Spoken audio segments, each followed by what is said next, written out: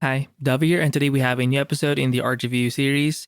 And today we'll be checking out the work of Gigi Cavenago, and we're kind of stepping from in the last episode we reviewed the work of Simon De Mayo. He's also a comic artist, so I did find this guy Gigi along with him as well, I guess.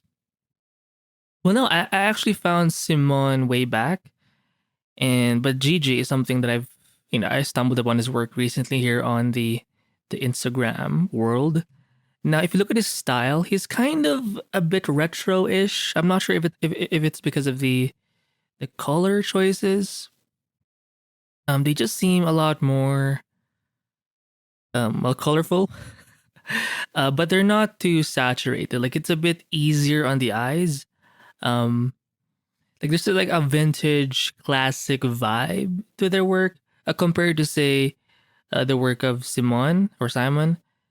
I do see a lot of like effects being used, like blurs, like modern esque, digital esque effects. But I feel like for Gigi over here, Cavenago, um, it looks more traditional a little bit, or it just looks less, um, I guess refined or like sharp or smooth than say Simon. Like there's more of a grittiness to it, which I do like, which I do lean more on.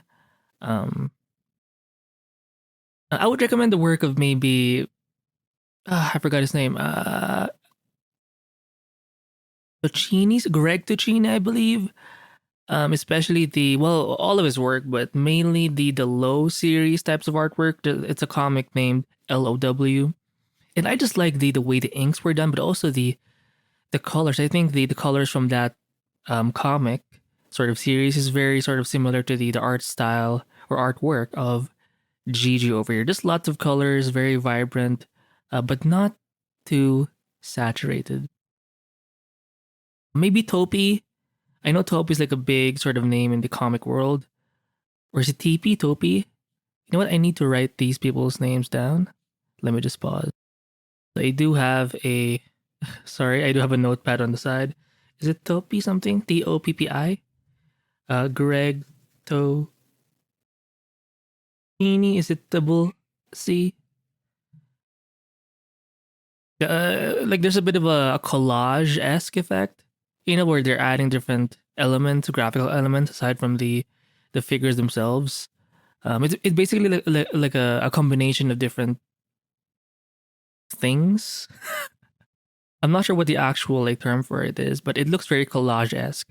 Basically, you're adding a bunch of different elements which don't necessarily um make sense. Like there's sort of an idealistic uh view of it. It's a kind of illustration you would see maybe on magazines, editorial illustration, stuff like that. I do see a little bit of that in the work of Gigi over here. Now, this one, I don't really see some line work as much.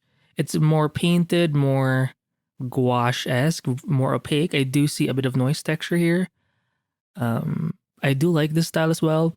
So they can go back and forth between more inkier stuff where the line work is more apparent to something like this where it's more paint heavy, shape heavy instead of like line work heavy.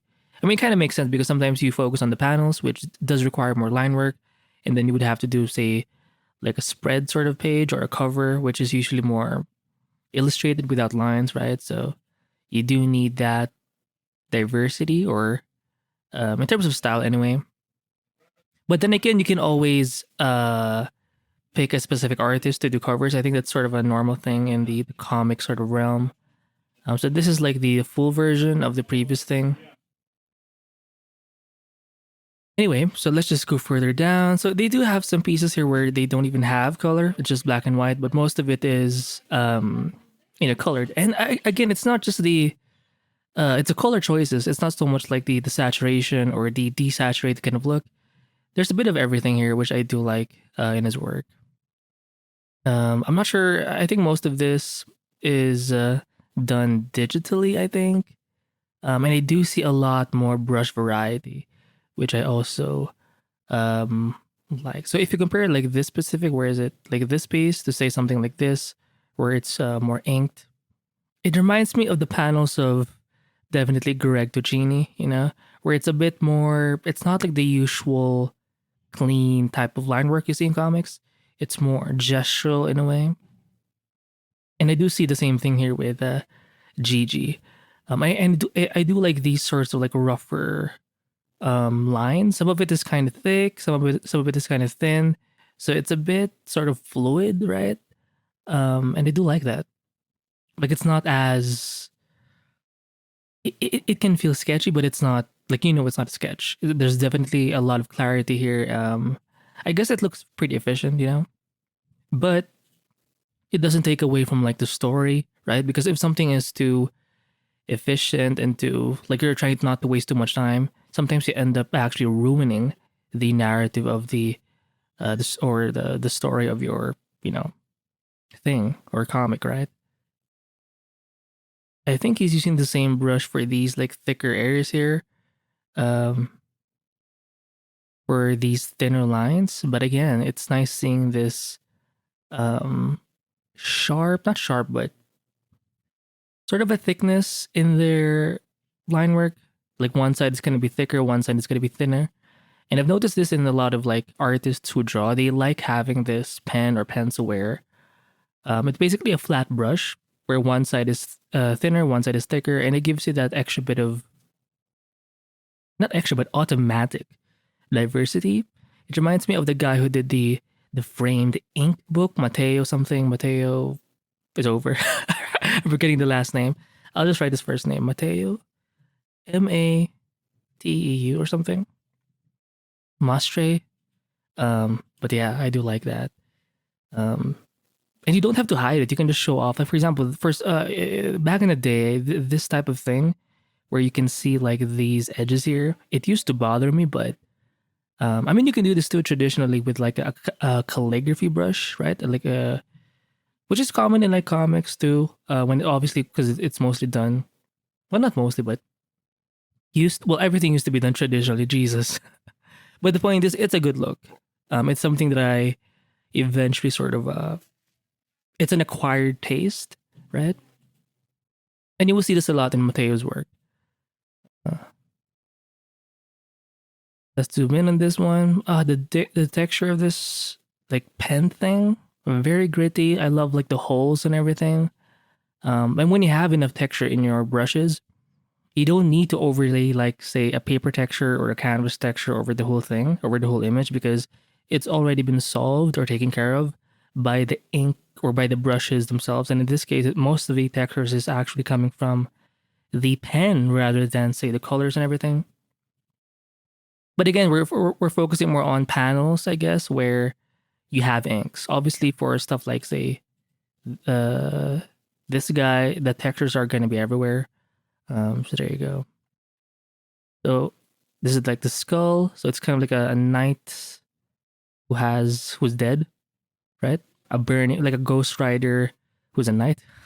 Who knows? But yeah. And yeah, even with the way the figures are drawn, it's so like simplified. Like I don't feel like they're so bothered with the anatomy too much, which you do see also with the work of Greg Tocchini, right? Even the way the fingers are done, it's kind of like there's a bit of an imperfection there, which I think is enough. And I think it's not just enough, like it's the best sort of way to do things. For this type of artist, if you're very sort of gestural, just this is the way to do it, right? Where you're not so again, it's gonna feel like a sketch, but it's not because um, part of the art is not. It's not always about like the final end result. Well, it is. Wait, I have a point, but if you feel like the feelings show more when you draw things this way, then that's how you should do it. Right? Because for some people, they feel like the emotion comes through better when they spend more time refining, say, the ink work. So if that's the case for them, then they should do that. But if you're more like this guy, this artist, then just be more bold. Be like this. Be like Toppi or Greg Tocchini or Gigi. Hopefully, I'm saying the name right. Gigi. I mean, look at this. It's a cool shot. It looks very editorial-esque, right? Lots of narratives, even if it's like a flat image, a 0 point perspective. It's so like it feels very balanced, right? Um, and they do like making sure that, like, even if you take away the colors, it seems like the blacks do a good job of. For example, you could have just drawn the ceiling fan with just the lines, but I think adding this like really dark shadow, right, to the point where it's just black, I think it works. If you take away the colors, everything just seems balanced, right? Like you have like a dark spot here, a dark spot here, a dark spot here, a dark sort of area here, or set of areas here, and then you have these main areas where it's a bit more like light. So you do need to take into consideration composition, and the best way to do that, which a lot of artists sort of mention, is to um, make sure that your image works with just two values, black and white. If it's strong in that basic sort of level, then even if you add colors, everything is just going to be even better, right? Um, anyway, this scene reminds me, it's a bit, is that a devil? It reminds me a little bit of the work of Greg Tocchini, or one of his panels, or some of his panels, because there's a lot of like sensuality in his work as well. I'm not sure if you can hear that in the background, hopefully not, but there's a bunch of construction going on, or maintenance work, so apologies. Um, but as much as it's kind of like raw, I don't feel like the lines are still wasted, because when you become sort of sketchy with your work, when you're not being too like refined, it can happen where you overdo the sketch lines and you create so many unnecessary strokes. This is why some artists say you want to avoid like the scratchy look where your lines are kind of like this, because it's creating too much noise. So you want to be aware of that at least. And again, that most of the texture here is coming from the black inks, right? For this one, I think they have a specific brush for this sort of thing here. Pretty cool.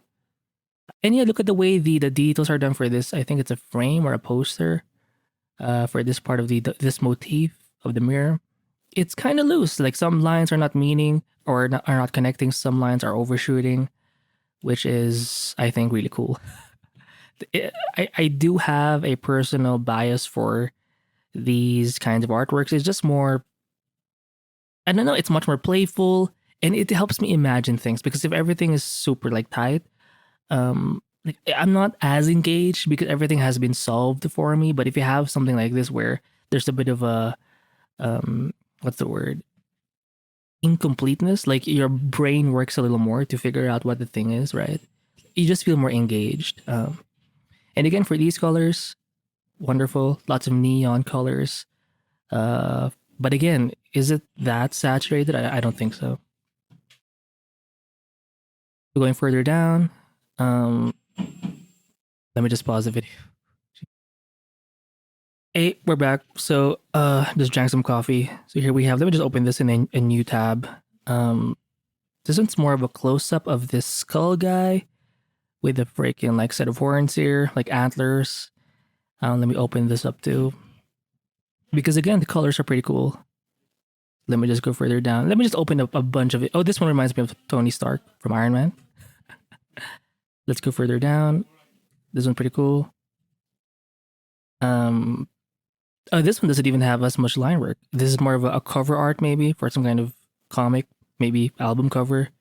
Very experimental. Again, it's very Toppi-esque, where you have a bunch of different graphical elements here, different types of subject matter. It's more conceptual, right? This one seems more minimalistic, a lot more experimental, maybe. This one too reminds me a little bit of Sparth, maybe. Oh, maybe I should write his name down. Sparth. Although he does mostly like environments, I think when it comes to the composition part, or the, well, I think they're very similar to Gigi over here. This one's kind of cool too. Some of the images are low resolution, so it's kind of a hit or miss in the Instagram page. Oh, this one's pretty cool. A night scene. For this one, everything was just painted in. It looks like one of those classic gouache paintings. Obviously, back in the day, you couldn't, there was no like computers or anything, so you had to do things old school. And the way people would render night scenes in gouache, I think this was much more common in the, the golden age of illustration. Some people would say, um, and yeah, like the way they can make these city lights sort of just make that pop out, kind of on top of the much darker backgrounds, right? And look at how not everything is in black. You still have like some shadow-esque areas here, but most of it is actually like blues or greens, but it still feels like a night scene. So I guess the trick for doing these types of like scenes is to not make the whole thing actually black. You can still leave in some black fill-ins there, here and there, but you want it to be mostly like blue or something, and just leave these sorts of super light areas. The city lights in this case. Use it sparingly and don't overdo it. You know. This one's pretty low res, but notice how in the back they had to lower down the brightness of the black sort of lines or fill-ins. Obviously to make these two characters pop out even more. But again, look at the line work, very loose, very just energetic, straight to the point, not so refined. This one, I think I mentioned this earlier, it does remind me a little bit of Sparth's work just because of this environmental area here. Sparth, it doesn't always do this, but he will sometimes add some blacks in his work with this environmental concept art thing. But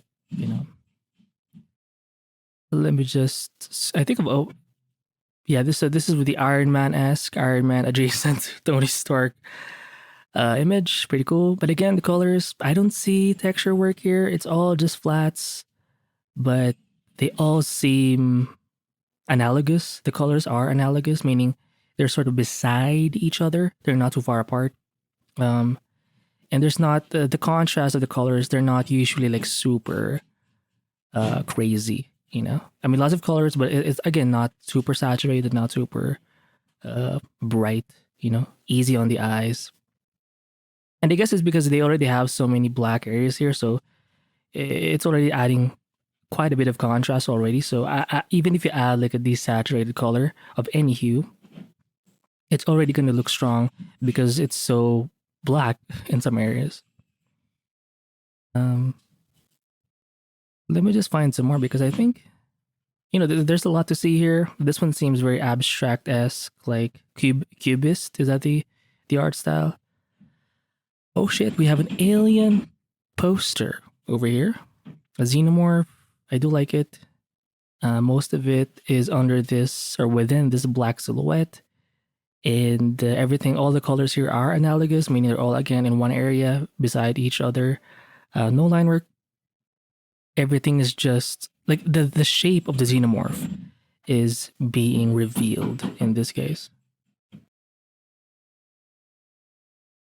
So going further down, let's find some more. Just because it's cool. I do like this style a little more. Well, I keep saying that.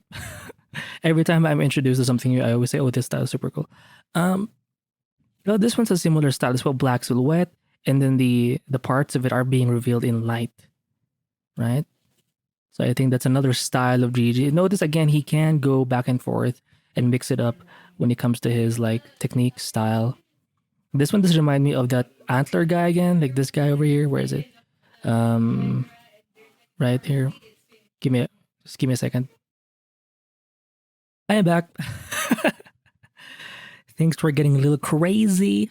But yeah, that's pretty much the gist of Gigi's Cavenago's work. I'm really glad I found this guy just because the style just speaks to. Oh, this one's pretty cool. I always like it. I mentioned this also in the previous art review of Simon De Meo, where artists kind of draw themselves or other people in like some kind of studio workspace, something, or their desk setup. Artists doing art, and it's just nice to sort of. It's kind of like a meta phenomenon, and I think it's just like a classic thing to do in the art realm. Here we have a vampire guy, I guess. But anyway. So yeah, that's pretty much it for this art review of Gigi. Again, I will link this page in the description below. And I don't think he has any other links in the bio. I think everything is just here on the Instagram. So yeah, if you have any recommended artists or artists similar to maybe Gigi or Gigi Cavenago, I recommend you type them down so other people can see it, or so I can also see it as well. So that's it. I'll see you in the next art review. Bye.